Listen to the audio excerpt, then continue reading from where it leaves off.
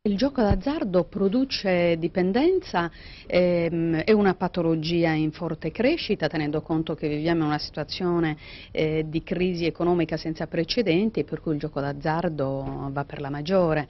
Ed è difficile anche stabilire quanti siano, di certo sono molti e sono in crescita, in quanto è difficile per il soggetto che pratica il gioco d'azzardo riscontrare che si tratta di una patologia. E questo sfugge anche ai nuclei familiari come sfugge anche in altre realtà in generale. Il SERD ha dei dati, si sa che sono in crescita, è una malattia che deve assolutamente essere contemplata come tutte le dipendenze, quindi la dipendenza da alcol e da altre droghe.